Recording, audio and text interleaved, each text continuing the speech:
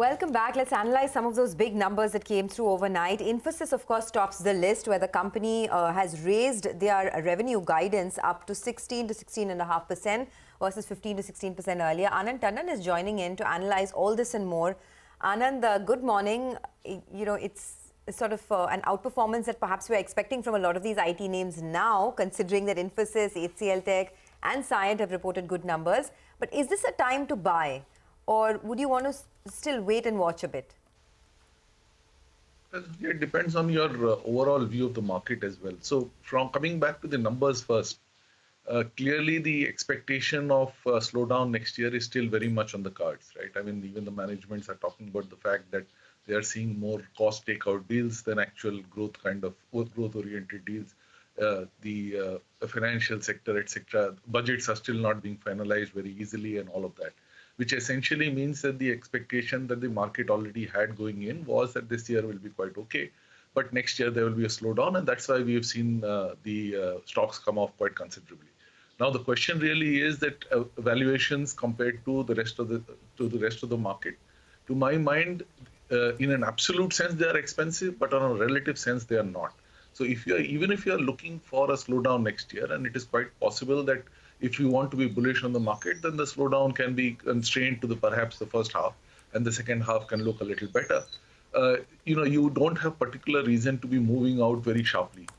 It of course depends on what kind of numbers you actually get from the companies, but the expectation is single-digit kind of growth next year. As opposed to that, most of the companies are trading at 18 to 20 times forward earnings among the frontline companies. That makes it a little expensive. So I think it will be market performer, because where else will you be hiding anyway? You are looking at a situation where the market could be coming down a little more. So I don't expect strong underperformance right now, but we'll have to see how the quarterly results come through and we'll adjust our positions accordingly. All right, Anand, stay with us. I just wanted your view on PVR as well. We broke the story yesterday that the PVR-Inox merger has got the NCLT approval, not a written order, but it's been given the go-ahead. Let's just revisit that story with Nimesh. Nimesh, hi. Hi, Prashant. So, post-evening yesterday, there was a confirmation from Inox management that, yes, they have got an oral order from the NCLT Mumbai that the merger between PVR and Inox has been officially approved. Now, the written order is expected in the next 15 to 20 days. Post that, the process of the new entity will start, and that could get over in the next couple of months. In fact, if you look at the ratio, it's basically 3 shares of PVR for 10 shares of Inox. Now, the merged entity will be a force to reckon with an pan-India presence of more than 1,600 screens. The merged entity aims to add 200 screens per year. In terms of board representation, both the companies will have 2 members on the board.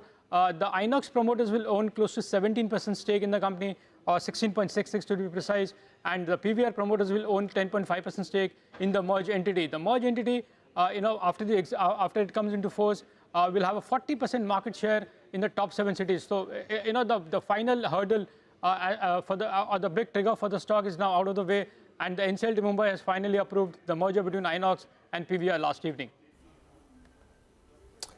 All right, thanks very much, Nimesh, for that. It's at an interesting juncture, the stock. I'll put out a chart a little later on Market Laser today on PVR, it had a bit of a breakdown and it's now coming back up. Yesterday, the stock finished about, 2.5% higher. Anand, what's your sense? The merger gets the go-ahead, but it's not as if there were grave doubts whether the merger will get a go-ahead or not, right? But of course, I mean, it's not done till it's done, and now it's closer to being done. Your sense? Well, I don't see a problem with the merger per se. Both for the management of both the companies, it kind of makes sense to consolidate. As your analyst pointed out, it will make it a monolith, the dominant player in the sector, especially in multiplexes. There will still be a lot of single screen halls around, but at the end of the day, the highest value comes from the multiplexes. So from that point of view, with that kind of dominance, they'll be able to get better deals. But I think we have to realize that, and the market has shown us over the last few quarters, that what is important in the movie business is the movies. The content is king. It is not the place where you are showing that. And now with the OTT becoming a real threat in terms of an alternative, the kind of dominance and the kind of revenue growth that they were witnessing prior to the lockdown and COVID, I don't think you're likely to see that going forward. So I think, it's still, to my mind, not the best of places. What exactly are you playing for? All right. Okay. We have the management of Sign, which will be with us in shortly, so we'll bring them in. Anand, just a few other names, very briefly, if you can sort of touch upon. Divi saw a large cut yesterday. Some of these things tend to see follow-through moves. Reliance has been particularly weak many sessions now. Your thoughts? Divi's and RIL.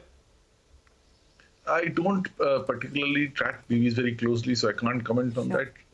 Reliance, clearly that is a question about, again, to a large extent, how to play the various sectors that it is working in. Refineries, we all can see OMCs are losing money.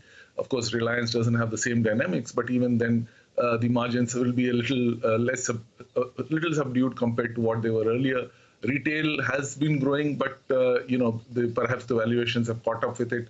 Telecom, there is a better player, which is Bharti. Of course, Telecom, I think Reliance will continue to gain market share because Vodafone will continue to exit. So overall, at this point, I think Reliance is in a kind of hold territory, which essentially means that as an institutional player, you should be selling.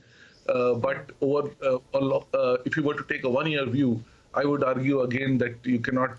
Anyway, the index forces you to be underweight, and therefore you have to be holding on to it, going forward. Okay, very quickly, would you put more money in some of these private banks like HDFC Bank? The numbers come out tomorrow. Your expectations? I think yes. For the next 2 quarters, at least, the frontline private sector bank should do quite well. But Axis Bank clearly looks like the best pick at this time. Okay, all right. Just stay on. As Prashant was telling us, we are, of course, going to continue talking about the IT companies through the course of the day. And the first corporate on our radar is Cyient. The company reported a very strong performance.